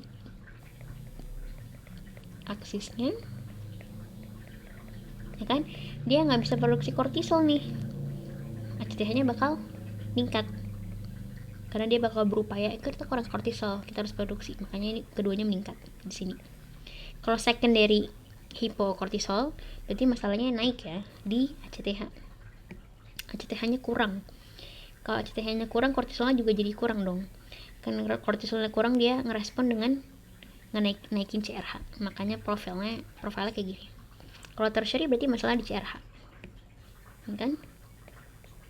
Masalah di CRH, CRH-nya nggak bisa ngeproduce, berarti ACTH-nya juga nggak bisa produce, makanya kortisolnya juga kurang, kayak gitu ya.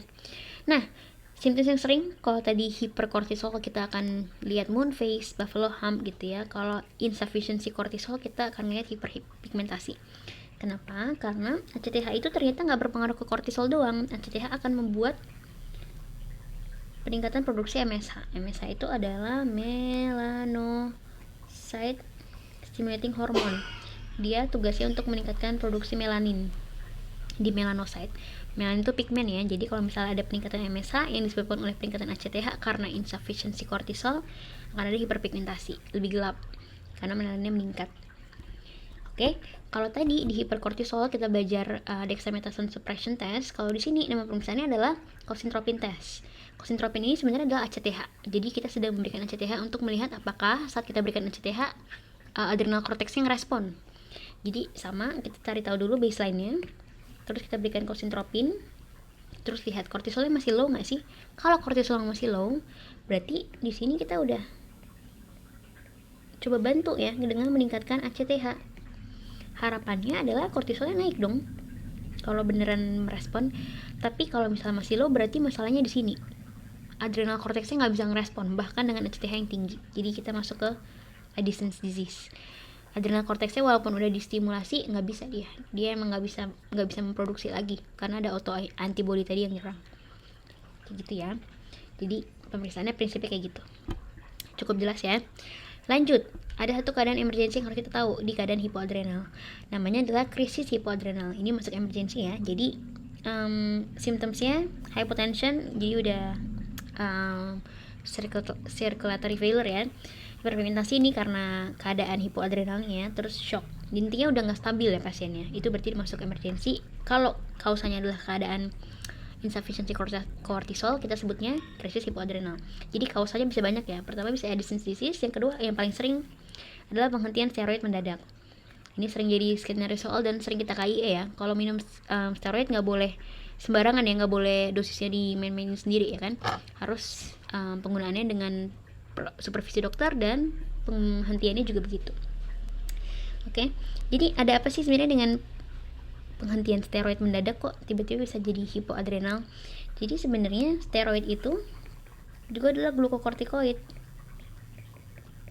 termasuk kortikosteroid ya, glukokortikoid, ya kan? Tubuh kita udah punya produksi glukokortikoid sendiri, natural dari kita kan ya si kortisol ya, hormon kortisol kan tadi glukokortikoid hormon. Ketika kita tambahin glukokortikoid, tubuh kita nge-sense, oh kita kayaknya udah kebanyakan kortisol deh, masuklah ke CTH gitu ya misalnya ya, kortisol kita cukup deh, jadi kita udah adaptasi gitu dengan keadaan glukokortikoid di sirkulasi dengan nurunin kortisol. Terus tiba-tiba dihentiin, ya kortisol kita nggak punya waktu ya untuk bounce back gitu ya produksinya, makanya kita masuk ke krisis hipoadrenal kayak gitu. Jadi masalahnya sebenarnya di di keseimbangan ya. Oke. Nah, terapinya adalah hidrokortison. Lakukan pemberiannya secara IV 100 mg maksudnya segera ya karena emergency. Lanjutkan dengan dosis sekian. Topik terakhir di kortisol ini adalah congenital adrenal hyperplasia. Jadi yang terjadi di congenital adrenal hyperplasia ini adalah adanya enzim yang deficient, ada yang kurang, yaitu 21-OH enzyme. Aku juga gak pernah hafal namanya. Tapi intinya enzim ini itu akan berpengaruh ke produksi atau biosintesis dari aldosteron sini ya, dan juga kortisol. Oke, kalau kalian ingat, hormon itu kan bahan dasarnya ada 3 ya generally. Ada protein, lipid, dan juga asam amino. tunggal ya maksudnya ya. Kalau protein kan sebenarnya juga rantai asam amino ya, tapi banyak gitu ya kan. Kalau ini tunggal. Kalau protein ini misalnya thyroid hormone, T3 and T4. Kalau ini thyroid hormone tuh disintesisnya dari thyroglobulin yang dipasangin dengan iodin. Kan thyroglobulin kan globulin ya, berarti dia protein. Lipid ini semua yang diproduksi oleh adrenal cortex. Oke, asam amino ini dari medula. Ini katekolamin. Oke, jadi adrenalin, epinefrin itu ya, itu semuanya dari asam amino. Nah, makanya kalau kita ngomongin kortisol yang diproduksi oleh adrenal cortex, kita akan lihat di sini produksinya oleh kolesterol. Kolesterol itu akan menjadi bahan dasar untuk membuat androgen, membuat aldosteron, dan membuat kortisol. Tapi saat kolesterol ini mau masuk ke jalur yang ini gitu ya, dia butuh enzim. Nah, enzim itu nggak ada di sini. Jadinya ada dua hormon yang tidak bisa diproduksi. Ada aldosteron dan kortisol. Kortisol yang rendah, apa yang terjadi? Akan ada feedback loop ke ACTH, ya kan?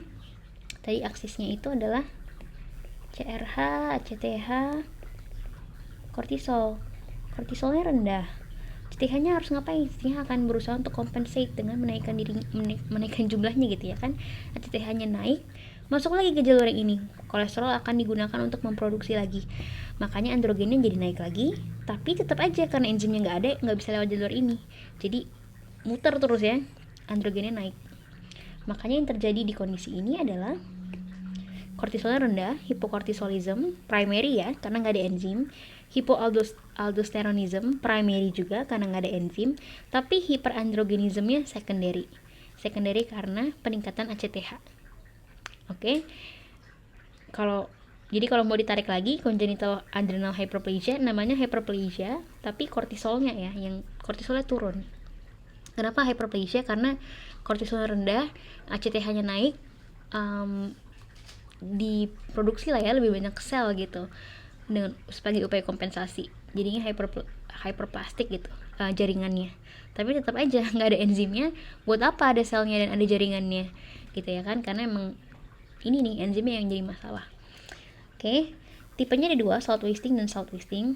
Salt itu kan natrium ya, wasting kan artinya ketiadaan gitu ya. Jadi sebenarnya ini istilah aja ya. Kalau misalnya kortisol dan aldosteronnya rendah, aldosteron kan berpengaruh ya untuk regulasi natrium kan, untuk nge-retain natrium. Jadi kalau dua-duanya rendah, jadinya salt wasted. Terlalu banyak natriumnya yang keluar lewat urin. Kalau sedikit aja rendahnya jadinya without salt wasting. Jadi masih ada gitu ya natriumnya yang retain. Sebenarnya itu aja. Terapinya apa? Terapinya cairan kristalloid. Kalau ada gangguan di glucose level gitu ya, hipoglikemi, berikan bolus, jadi simptomatik ya. Terus hidrokortison ini untuk nge-replace glukokortikoid. Ya kan? Kita bakal bahas gangguan pertumbuhan. Di gangguan pertumbuhan ini ada dua hormon yang harus kita perhatiin, ada growth hormone dan thyroid hormone. Oke. Thyroid hormone nanti ngaruhnya ke kondisi yang namanya kretinisme. Ini adalah kejadian hipotiroid ya pada masa pertumbuhan yang berakhir dengan gangguan pertumbuhan. Nanti ini harus dibedain sama dwarfism. Dwarfism ini karena growth hormone yang terlalu rendah. Oke, jadi yang satu tiroid, yang satu growth hormone. Nah, kalau yang kebalikannya, yang pertumbuhannya terlalu banyak gitu ya, berlebihan, itu ada gigantisme dan akromegali. Oke, dua-duanya kejadian karena growth hormone yang terlalu tinggi. Tapi kalau misalnya gigantisme, terjadi peningkatan growth hormonnya sebelum lempeng epifisis menutup. Jadi seluruh tulangnya punya ruang untuk memanjang ya, makanya pertumbuhannya ekstra. Kalau akromegali, peningkatan growth hormone setelah lempeng epifisis menutup. Oke, makanya gigantisme nanti dia proporsional. Jadi orangnya emang tinggi, semua tulangnya jadinya panjang ya, karena growth hormonnya berlebihan pas dari kecil. Jadi lengannya panjang, jarinya panjang, kakinya panjang kayak gitu ya. Nah, kalau akromegali, dia lempeng epifisisnya udah nutup, jadi walaupun ada growth hormone nggak bisa lagi gitu kan. Makanya yang melebar atau membesar itu di distal biasanya, di jari-jari gitu ya, kelihatannya besar, tebal, terus dagunya juga, terus bibirnya juga kelihatannya lebih tebal. Jadi akromegali, pasien dengan akromegali biasanya kayak gitu, dan tinggi badannya normal karena dia udah berhenti bertumbuh, baru ada peningkatan growth hormone, makanya usianya pun segini. Nanti pemeriksaan untuk akromegali itu adalah oral glucose suppression test, ada tertulis di sini ya. Oke, prinsipnya itu adalah kita akan berikan glukosa. Glukosa kan akan nge-induce rilis insulin ya, insulin rilis. Jadi glukos naik, kita berikan glukos, kita induce insulin rilis. Insulin itu prinsipnya dia akan nge-suppress growth hormone. Jadi saat kita berikan glukos, harapannya growth hormonnya berhasil turun. Ketika growth hormonnya gagal untuk disuppress, ini akan menjadi diagnosis akromegali. Kayak gitu ya, saking berlebihannya produksinya, kita bahkan dengan pemberian glukos saja dia udah nggak bisa lagi disuppress. Itulah akromegali. Oke, usually karena ada tumor yang ngeproduce growth hormone ya, biasanya akromegali itu kausanya. Jadi ada masalah di sentral emang yang ngeproduksi terlalu banyak growth hormone. Kalau kretinisme dan dwarfism karena deficiency growth hormone, ini kebalikannya ya. Jadi pasiennya kecil-kecil gitu. Dua-duanya proporsional. Oke, tapi kretinisme itu biasanya gejalanya dengan IQ yang lebih rendah. Kalau dwarfism karena growth hormone dia tidak ngaruh ke kemampuan intelektual gitu ya. Jadi lihatnya di sini, biasanya nanti di soal tulisannya apakah anaknya ada gangguan atau enggak di sekolah. Biasanya kodenya kayak gitu. Kalau ada gangguan di sekolah itu maksudnya nggak imply kalau ada gangguan intelektual gitu ya. Simptom lainnya ada untuk kretinisme, ini ditulis di sini. Wajah yang ini ya, myxedema ya, myxedematus gitu ya, skin mottling, terus juga hernia umbilicalis. Yang paling gampang diingat menurut aku yang ini sih, hernia. Jadi kalau ada anak tinggi badannya nggak sesuai dengan usia, terus ada hernia umbilicalis, terus ada gangguan di sekolah, nah curigalah ke kretinisme. Oke, itu untuk gangguan pertumbuhan. Lanjut dulu, kita masuk ke gangguan di puberti ya, hiper atau hipogonadism. Ini kan fungsinya untuk puberti ya. Hipogonadism itu simptomnya pasti di late puberty ya, karena kalau kita nggak punya cukup hormon yang induce puberty, kita nggak bisa puberty dong, dan itu hormonnya diproduksi dari gonad ya kan, estrogen, testosteron, dan juga gen RH ya, gen RH yang induce puberty, tapi secondary sex karakteristiknya dari estrogen dan testosteron ya kan. Kapan dikatakan delay puberty-nya? Jadi delay berarti terlalu lama ya. Kalau untuk anak laki-laki adalah apabila di umur 14 tahun belum puberty. Kalau perempuan di 13 tahun belum puberty. Oke. Nah, untuk primary secondary-nya gimana? Kita balik lagi ke aksisnya. Aksisnya kan GnRH, LH, FSH, dan estrogen, testosteron paling perifer ya. Kalau primary kan berarti perifer ya masalahnya. Masalahnya emang terjadi kekurangan estrogen atau testosteron di perifer. Karena ada kekurangan, ada feedback loop dong ke atas ya kan, ke aksis di aksis yang sama. Makanya nanti LH FSH-nya naik, berusaha untuk compensate untuk kekurangan estrogennya. Jadi primary-nya cirinya gini, secondary-nya berarti emang masalahnya di lebih atas ya, bukan di perifer ya. Berarti emang mungkin kekurangan produksi LH FSH, makanya estrogen testosteronnya juga turun.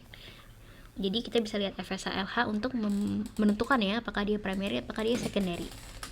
Oke, kalau hipergonadism sebenarnya tinggal balik ya kan, terlalu banyak nih produksi hormon yang terkait dengan puberty-nya, makanya namanya precox puberty, terlalu cepat. Jadi precox puberty ini adalah apabila kejadian puberty untuk anak laki-laki itu terjadi sebelum usia 9 tahun. Kalau untuk anak perempuan sebelum 8 tahun. Jadi anak perempuan lebih cepat ya puberty-nya ya, lebih cepat mulai dan lebih cepat selesai. Oke. Nah, primary secondary-nya sama ya, tinggal dibalik ya. Kalau misalnya primary berarti emang estrogen testosteronnya terlalu tinggi, nanti LH FSH-nya negative feedback, turun dia. Begitu juga untuk secondary-nya. Oke. Kenapa sih kita harus mencegah precox puberty? Kenapa sih puberty itu nggak boleh terlalu cepat ya? Karena kalau misalnya terlalu cepat kejadian puberty-nya, nanti anaknya ini punya efek estrogen terlalu tinggi dong, terlalu early estrogen gitu ya, early high estrogen, jadinya pas masa pertumbuhannya kurang gitu ya, untuk membuat dia cukup punya tinggi badan yang cukup gitu. Makanya anak-anak perempuan yang precox puberty ya biasanya dia tall child, tapi pas udah adult jadinya short karena terlalu early puberty-nya berhenti, karena sebenarnya terlalu early juga dia mulai gitu ya. Itu karena efek estrogen yang tinggi tadi. Makanya sebenarnya ini jadi problem ya. Puberty itu harus sesuai usianya, nggak boleh terlalu cepat, nggak boleh juga sampai terlambat puberty. Oke, kausanya di sini ini ada yang terkait dengan teratoma atau tumor di Leydig cell. Intinya ya ada kondisi-kondisi yang membuat estrogen atau testosteronnya produksinya terlalu tinggi. Ada juga ini McCune-Albright syndrome, ini ya penyakit genetik sih. Ada sindrom, ya banyak sistem ya yang diserang ya, tapi salah satunya adalah menghasilkan hypergonadism. Oke. Di hipohypergonadism tuh sering ada istilah primary, peripheral, atau GnRH dependent atau independent kayak gitu. Ingat kalau dia primary atau peripheral berarti emang di ujung ya, jadinya dia nggak berhubungan ke atas lagi ya. Jadi masalahnya bukan di GnRH terlalu tinggi atau terlalu rendah, makanya namanya non dependent, tidak berhubungan. Jadi emang di perifer ada something yang membuat estrogen atau testosteronnya overproduce. Oke. Atau namanya GnRH independent, dia berdiri sendiri gitu, maksudnya gitu ya. Kalau dia secondary namanya kebalikan, secondary berarti GnRH dependent ya, GnRH dependent aja ya. Oke. Nggak ada non GnRH independent, nggak ada ya. Oke. Tapi yang penting ngerti konsep penamaannya. Oke. Cukup jelas, kita masuk ke prolaktinoma. Intinya ini adalah tumor yang memproduksi membuat produksi prolaktinnya meningkat. Intinya itu sesuai dengan namanya. UMA kan terkait dengan tumor ya. Jadi simptomnya galaktoria. Ingat prolaktin itu fungsinya untuk ngerilis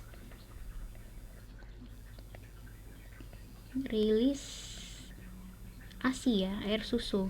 Oke, galaktoria ini kan artinya ada produksi susu di apa ya? Di produksi susu yang tidak terkait dengan keadaan menyusui ya. Jadi harusnya nggak ada produksi susu, harusnya produksi susu terjadi saat seorang melahirkan, hamil dan melahirkan, akhirnya ada produksi susu gitu ya kan. Tapi kalau misalnya nggak ada apa-apa, lagi tidak mengalami itu gitu ya, atau di laki-laki tapi kok ada produksi ASI, ada cairan yang keluar dari kelenjar mamanya, nah itu berarti galaktoria. Berarti curigalah kalau ada prolaktin. Yang kedua ada mass effect, artinya mass effect maksudnya ada efek massa di otak ya. Jadi biasanya ini kan kausanya adalah tumor, terutama pituitary adenoma ya, yang membuat pituitary-nya menghasilkan banyak prolaktin. Jadinya biasanya ruang otaknya jadi sempit dong gitu ya kan, karena ada massa baru nih, ada tumor yang continue to divide gitu ya. Makanya ada mass effect, bisa nyeri kepala, bisa gangguan semua ya, gangguan central nervous system. Jadi pasti ada mass effect-nya dengan semakin besarnya tumornya juga, bisa gitu. Oke. Nah, yang terjadi adalah ketika prolaktinnya meningkat, terjadi supresi GnRH. Makanya bisa terjadi osteopenia, karena kalau misalnya kita nggak punya GnRH, kita nggak bisa produksi estrogen. Nah, estrogen penting ya untuk penulangan ya, untuk arsitektur tulang, makanya berakhir dengan osteopenia. Oke, GnRH yang kesapres juga berakhirlah di ini ya, testosteron ya, jadi testis kecil. Terus kalau di laki-laki jadinya ginekomastia dong. Oke. Terapinya adalah bromokriptin mesilat. Untuk definitifnya kalau misalnya emang kausnya tumor pituitary adenoma, kita harus reseksi. Oke. Cukup jelas sih prolaktinoma, intinya galaktoria. Terakhir ke diabetes insipidus dan syndrome of inappropriate secretion of ADH. Nah, ini berkaitan dengan ADH, antidiuretik hormon. Ingat ya, dari namanya bisa diinterpretasikan. Kalau kita punya ADH artinya kurang diuresis. Diuresis itu air seni ya. Oke. ADH ini produksinya di pituitary posterior ya. Nama lain ADH itu vasopressin by the way. Oke, jadi diabetes insipidus ini adalah kejadian ketika produksi ADH-nya kurang. Masalahnya bisa dua, bisa karena dari sentralnya, dari sononya, dari otaknya gitu ya, nggak ada yang produksi ADH, atau yang kedua, ADH-nya ada tapi entah kenapa kidney-nya nggak bisa ngerespon, kidney-nya act as if nggak ada ADH karena dia nggak sadar gitu, nggak dapet nih sinyalnya, kayak gitu ya. Yang terkenal itu adalah ini karena obat, bisa usually yang paling familiar lithium ya biasanya ya. Jadi konsumsi lithium untuk mood stabilizer, terus tiba-tiba pasiennya punya keluhan terkait dengan diabetes insipidus ya kan, jadinya terlalu banyak pipis ya. Nah, itulah berarti namanya nephrogenic diabetes insipidus kayak gitu. Oke. Kalau SIADH dia inappropriate secretion of ADH ADH-nya justru kebanyakan. Jadi antidiuresis mulu gitu. Jadi diuresisnya semakin dikurangin. Kayak gitu ya. Itu kebalikannya dari diabetes insipidus. Oke. Jadi yang akan kita lakukan untuk memeriksanya adalah kalau misal volume urin seseorang lebih dari 3 liter, ini untuk yang diabetes insipidus ya, terlalu banyak nih diuresisnya. Berarti kita udah nggak ngomongin SI-ADH ya. SI-ADH ini justru kurang produksi air seninya. Kita akan water deprivation test. Jadi kita akan limitasi air yang dikonsumsi oleh si pasiennya. Kalau benar urinnya dikit, ya, urinnya dikit atau jadi pekat, berarti tadi sebenarnya pasiennya polidipsi atau pipisnya banyak karena psikogenik. Jadi psychological source gitu ya, ada something gitu ya yang secara psikologis mempengaruhi produksi urin, misalnya anxiety gitu ya kan, kan lebih pengen pipis ya kan, jadi polidipsianya psikogenik. Tapi kalau misalnya kita udah batasi nih jumlah konsumsi airnya, tetap aja urinnya banyak, kita akan masuk ke tes vasopressin. Vasopressin itu nama lain ADH ya, atau desmopressin. Oke, kita berikan nih ADH. Kalau misalnya kita berikan ADH, harusnya harapannya apa? Kalau misalnya kita tingkatkan jumlah ADH, harusnya selesai dong masalahnya. Berarti harusnya urinnya memekat. Kalau itu betul, berarti diabetes insipidus sentral. Tadi berarti masalahnya adalah kekurangan ADH. Tapi kalau misalnya setelah kita berikan ADH pun tetap encer, padahal harusnya kan udah anti diuresis ya, harusnya berkurang nih produksinya, harusnya tambah konsentrasinya meningkat dong. Ya kan, kalau ternyata tidak terjadi, berarti dia peripheral atau nefrogenik. Artinya ADH-nya memang ada dari awal, tapi ginjalnya nggak mendapat sinyal itu, nggak berhasil mendapat sinyal itu. Jadi masuk ke DI peripheral. Oke, semoga cukup dimengerti. Nah, ini ada beberapa review dikit. Kita mulai dari thyroid ya. Yang paling penting adalah kalau kalian harus tahu satu hal tentang thyroid gland, ketahuilah tentang Graves' disease. Ada oftalmopati, ingat temuan diffuse goiter dengan oftalmopati Graves. PTH gitu ya, ingat hubungannya dengan kalsium, dengan tulang. Terus secondary hyperparathyroidism adalah CKD kausanya usually.